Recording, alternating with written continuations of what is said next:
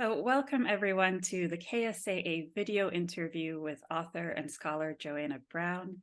I'll start by introducing myself. I'm Mariam Wasif, a communications director for KSAA and assistant professor at Carnegie Mellon University. And I'm joined by communications fellow Shelley Audsley, who is a PhD student at Cambridge University. Our guest today is Joanna Brown, a doctoral researcher and visiting tutor in creative writing at Royal Holloway University, London.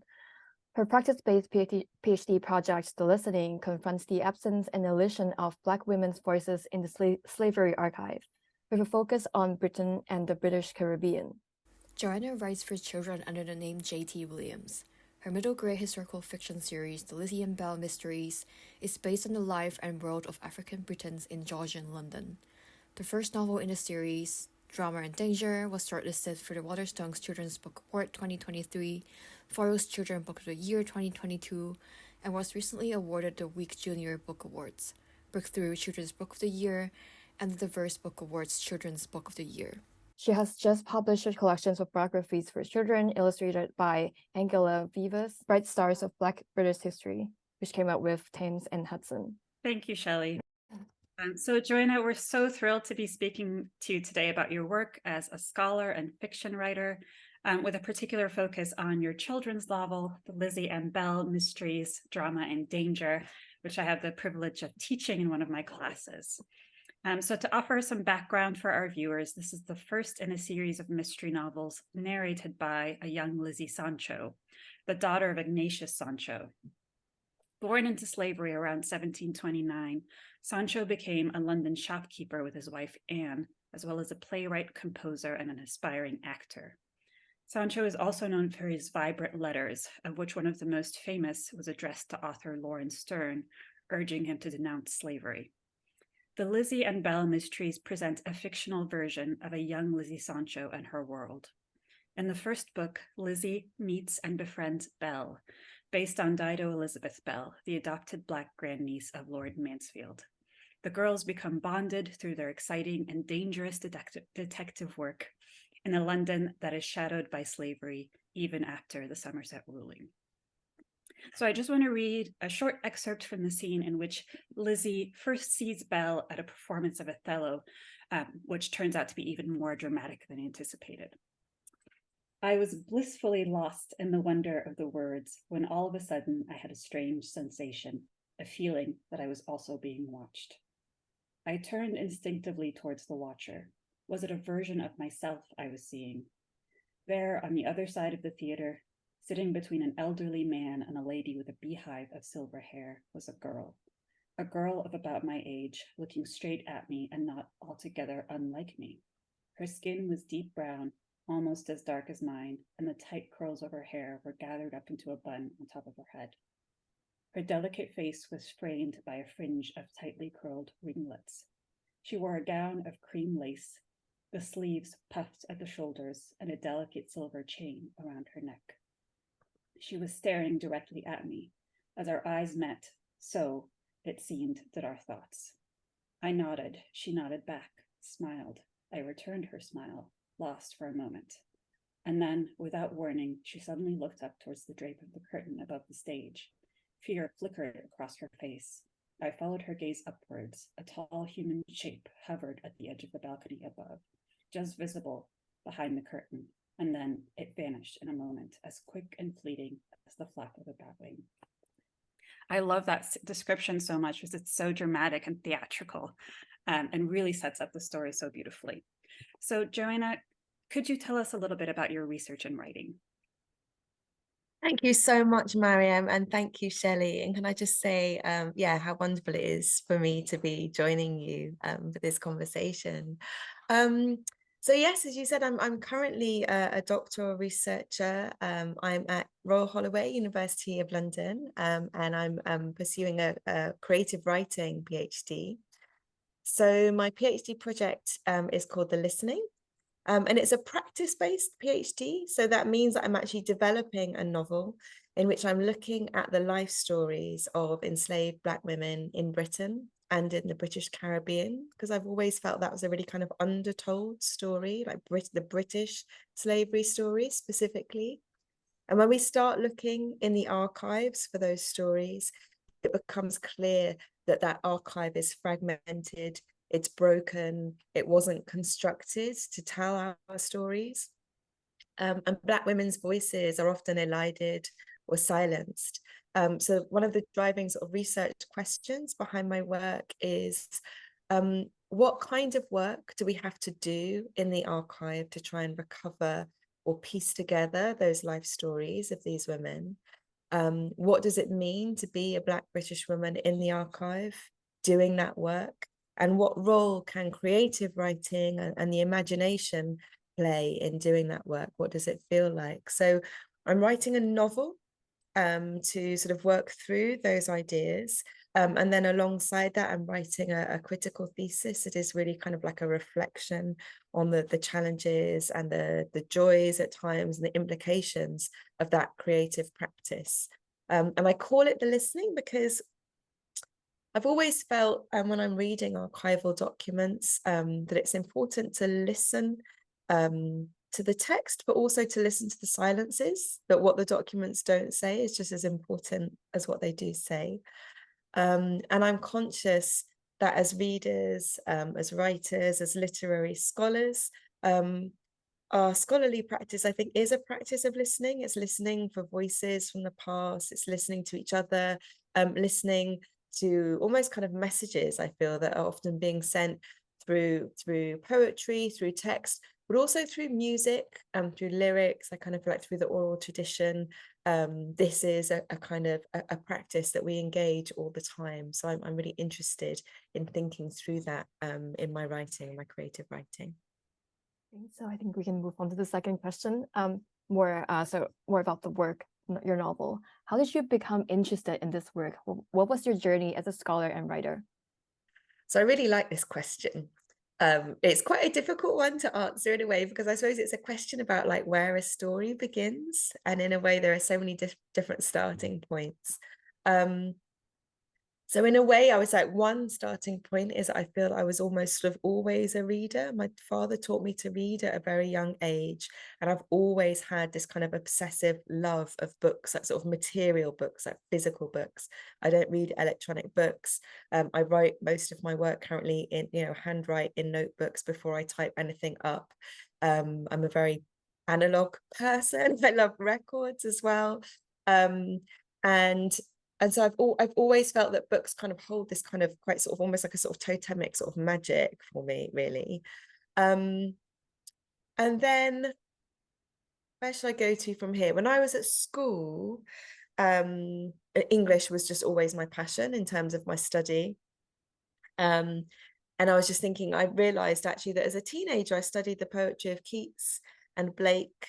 And those were real kind of turning points for me, actually. Blake in particular, who's once I started to look at his sort of illustrations as well, his artwork, this kind of really fiery, kind of thunderous, kind of mountain shaking, muscular, just incredible work, really. I still feel I'm still kind of on a bit of a journey with Blake, really, but that was a real kind of turning point for me. And I was really astonished that work that had been produced so long ago in a way could sort of shake, a 15-year-old girl as I was at the time in the way that it did. And so I studied English at university. I went to Cambridge.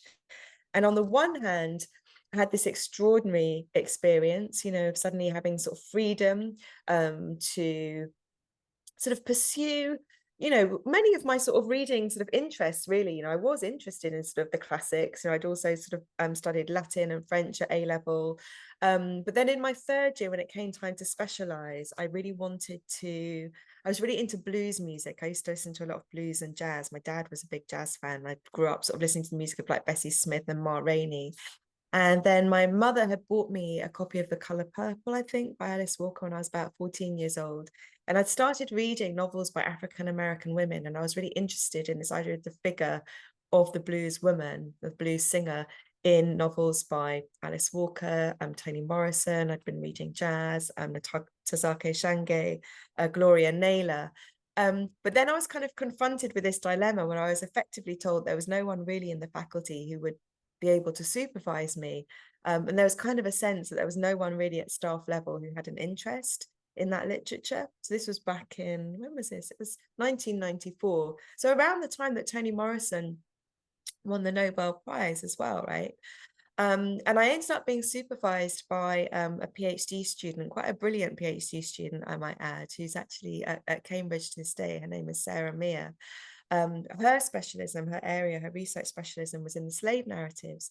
And she introduced me to, you know, the works of Olaudah Equiano and Frederick Douglass and Harriet Jacobs. And that was a real kind of like turning point for me.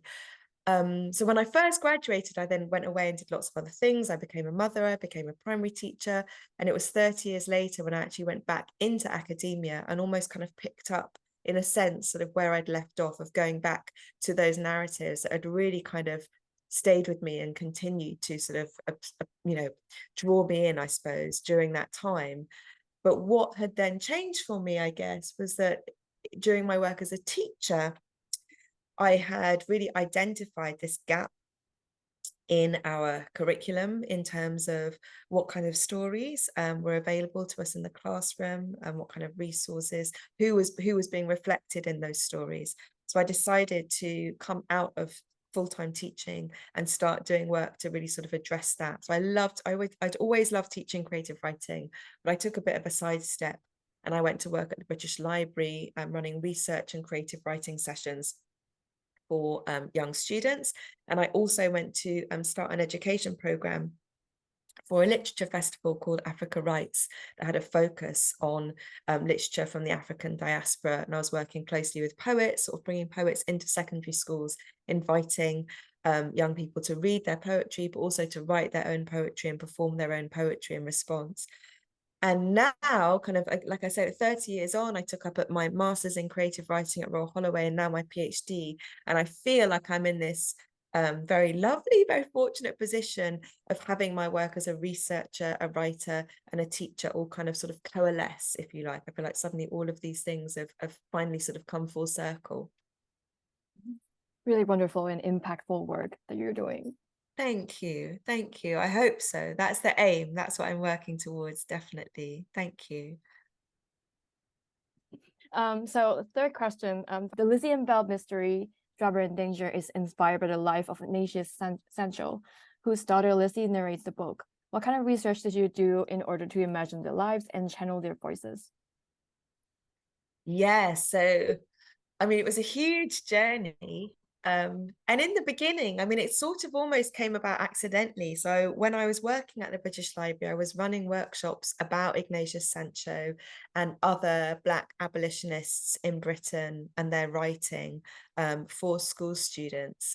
And so it was through that work that I came across the letters of Ignatius Sancho. When I started reading his letters, his voice just kind of lifted off the page, like just really kind of soared. And I had this very, very vivid sense of this huge personality, you know, this very sort of warm, humorous, compassionate, exuberant, funny, reflective man who was also a really loving husband, a devoted father, and who in his letters gave us these beautiful details of his family life. And that was kind of what sort of intrigued me, actually, when I was reading his letters, with these glimpses that we got of his wife Anne Sancho, kind of, you know, offering her opinions on a portrait, or suggesting herbal remedies for a friend who was sick, or these mentions of Billy, his son, taking his first steps, or growing his first teeth, or, you know, the girls kind of at their music practice, or sort of learning to write. And so, you know, this kind of very sort of fully rounded picture of this Black family in the centre of London, like right in the heart of London in Westminster in the 18th century, was sort of coming into view. And I started to have this sense that I wanted to see that out in the world in another way. And I guess what also struck me as well when I started doing more research around Sancho and around that world was the ways in which actually the voices of women and girls seemed to be really absent. You know, again, it was so hard to find not just references to the women, but sort of Dido Bell as well. I've been you know, reading about Dido Bell, but we don't really have any record of her in her own words. You know, it's always sort of references that other men have made to her, whether in Lord Mansfield's will, or letters, or her father's obituary. So I started to sort of think about what it would be like to bring these two young girls together in fiction, realizing that they kind of like were effectively sharing space in London at the same time. There was quite a lot of overlap in their social circles as well, their networks, but actually give them voice. So the first book is written very much in Lizzie's voice from her perspective, and the second novel, Portraits and Poison, was written directly from Belle's perspective. Did I answer the question? Oh, you did. Well, In terms of okay. research, and also what enabled you to channel their voices. I definitely see Right, that. From the right. very beginning of the book, I think that energy and Yeah. the warmth. Absolutely. No, that was a gorgeous answer. Thank you so Mhm. much. I can't wait to see what Lizzie sounds, excuse me. Can't wait to see what Belle sounds like as a narrator. Thank you. It was a challenge, actually. I kind of thought, you know, I've already built the world and that's kind of done, and surely a sequel would be kind of easier. I'm just kind of like sailing into a second book. And actually it was really hard, and it was like starting all over again. But I often get asked in schools, you know, which is my favorite book out of the two, which I prefer. And I sort of have to explain quite honestly that each book is your favorite at the time of writing it, because it sort of has to be, right? Because that's the one you're spending time with. And it was a really interesting exercise for me, having put myself into the head, if you like, of this fictional version of Lizzie, who I felt very, you know, in many ways was kind of based on a version of myself, or a version of myself as a child, but then sort of moving into this very different space of Belle's head, but realizing that of course there were elements of this imagined character that I'd sort of sorry, Kiki, this imagined character that I developed around Belle, that actually there were elements, so many elements really of her story that resonated really deeply with me. And I had spent a lot of time as a child growing up feeling like I was the only sort of Black woman in the room. I had quite an unusual, not an unusual family situation. I was quite fortunate. I grew up with, you know, with my mother and my father, and then just my mother. But they worked a lot on the weekends, and I spent a lot of weekends with families, other families, very loving families actually, you know, who I became very close to. But in lots of different ways, I've had all these different experiences of kind of feeling like I was slightly on the outside of situations looking in. And that was something I really had the opportunity to explore through Belle, you know, when she kind of sees Lizzie as a very sort of grounded member of a large family, at the center of a large family. And I really did have experience of what it was like to be a kind of a lone child, if you like, on the outside of these larger families looking in. I was really interested in exploring that through Belle. I love the moment too when we see Lizzie feeling a bit displaced by Belle when Belle leaves family. It's such a human experience. I just love the way you represent children's emotions.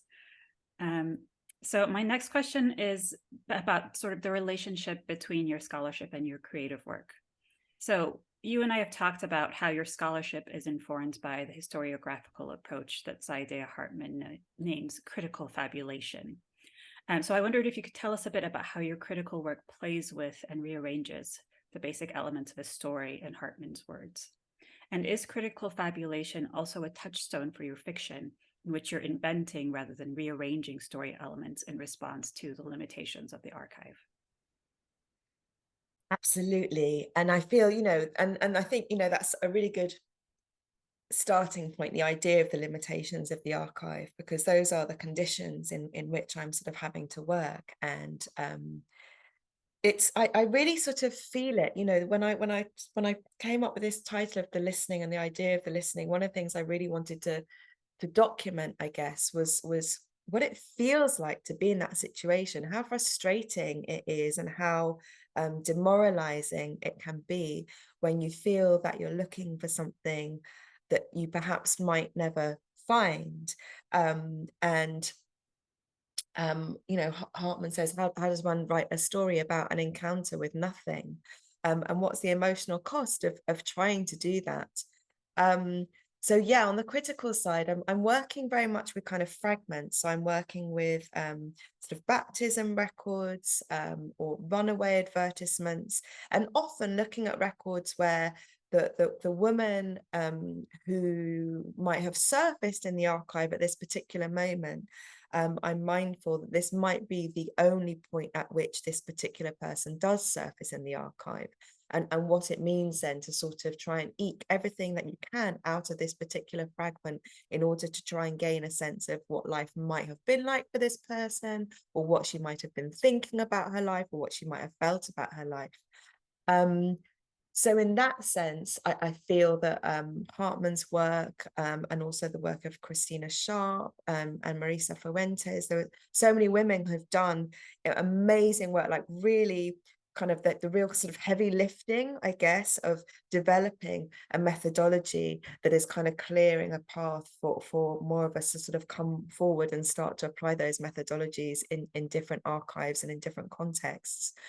And then when it comes to the creative writing, on the one hand, there's a sense of, well, perhaps you kind of think, oh, well, you know, I have a much more license because I really am writing fiction. I'm very honest and upfront about the fact that I'm writing fiction, but obviously I'm writing fiction and I'm basing my characters on real people that lived. And because of the nature of the history surrounding those characters, I do feel a strong sense of responsibility. And there is a particular purpose behind why I might fictionalize or what I want to do with that fiction.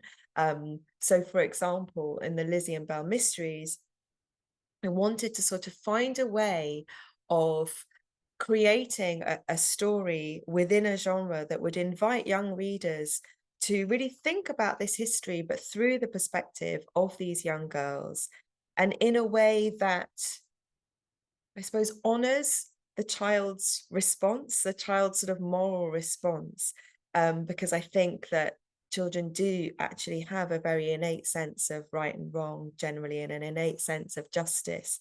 And I wanted to sort of create a scenario or a platform for them to be able to challenge the behaviors of the adults around them who are, you know, trading in enslaved people or auctioning people off.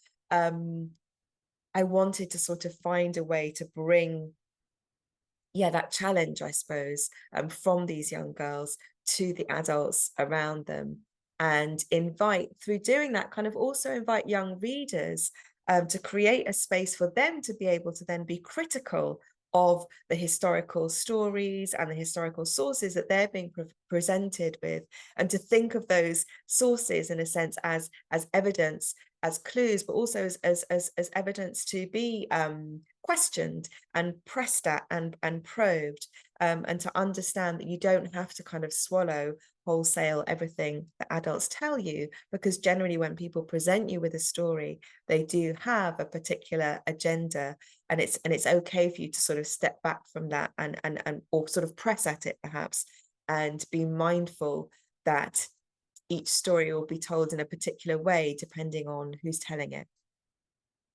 That's wonderful. And it's so valuable to sort of teach children to push back against narratives and to use their own critical thinking skills. So on that note, could you give us a hint about what's next for Lizzie and Belle in Portraits and Poison? And are there any writing projects or other projects on the horizon that you'd like to tell us about? Yes. So with Lizzie and Belle, so there are 2 books out at the moment. On a practical level, I'm sort of now, you know, focusing on the PhD and writing for adults. I'm really hoping to write more books about Lizzie and Belle, and I do have ideas for more books. And I think that's partly because Sancho was such a polymath, and at first when I started thinking about the series, you know, the first book it's called Drama and Danger, and it focuses on theatre and performance and kind of masking what it means to sort of pretend that we're someone that we're not, why someone might do that. And then in the second book, I'm really thinking about portraiture and what it means to send our image out into the world. And I was particularly focused on the idea of the young Black children who were often positioned low down in these portraits, sort of gazing up at the sort of central white subject in the 18th century. And I wanted to sort of call attention to the idea that these portraits are a construction, and again, sort of push back at how it might feel for a young child to look at those portraits, you know, how we feel depending on who we are when we look at those kinds of paintings. And that was because I'd come to Sancho via his portrait, actually, by Gainsborough, amongst other things. And of course, the extraordinary portrait of Dido Belle with her cousin, Elizabeth Murray, that we think at the moment was painted by David Martin. So I was thinking about representation on the canvas. But Sancho was also a musician. I'm kind of really interested also in, looking at the world of music and dance. And I definitely feel that there's a story out there for me that's around the law courts of justice, basically, which were also very close to Fleet Street, which was the centre of our newspapers. So as the trade was sort of growing in newspapers, and with Sancho's kind of tea shop and grocery shop, I've imagined it as a space where people would have been, you know, swapping news stories and reading newspapers together. I think that there are plenty more opportunities to explore these different kind of areas of creative expression or kind of cultural expression through the novels. So that's my hope. In terms of other projects, I do have another book that I can show you. It's a history book. So it's an illustrated collection of biographies. It's called Bright Stars of Black British History. It's illustrated by my friend and colleague Angela Vives. And so we start with John Blank, who is the African Tudor trumpeter at the court of King Henry VII and King Henry VIII. He's the first figure, and then we work through chronologically. Sancho's in here, Dido Belle, but also Ira Aldridge, Walter Tull, Harold Moody, right up to Claudia Jones, the Trinidadian Marxist journalist who brought Caribbean Carnival to the streets of London. That's so wonderful. I can't wait to read all of these. And incidentally, too, I love the way you represent the artistic community around Sancho's tea shop, which is full of sort of musicians and actors coming and going. It's very warm and attractive for a young girl. Thank you. I just felt, you know, we have this archival evidence. It's like, how do we really kind of make the most of it? You know, I've been reading these, you know, again, tiny fragments in the newspapers, you know, references to parties, you know, or sort of celebrations in taverns, you know, where all the performers were Black, and there were like over 200 people there with their French horns and their violins, and you read this and you're like, hang on, I've never seen this. I've never seen this on film. I've never seen this in a drama.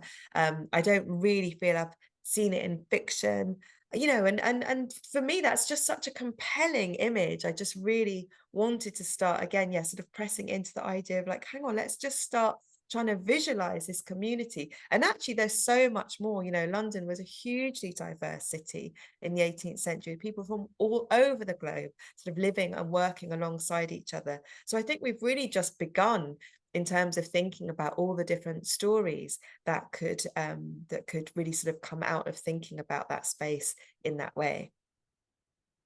Yeah, it's so important to represent these moments of joy and artistic, creative communities, and they're really vibrant. So that's my last question and the end of our interview. Thank you so much, Joanna, for that fascinating conversation. We're so excited to be able to speak with you. And so again, the book we mostly talked about is the Lizzie and Belle Mysteries, Drama and Danger. And Joanna writes under the pen name J.T. Williams, and the book is illustrated by Simone Douglas. Thank you so much, Joanna and Shelley, and we hope to see you again soon. Wonderful. Thank you both so much. That was such a joy. Thank you. Thank you.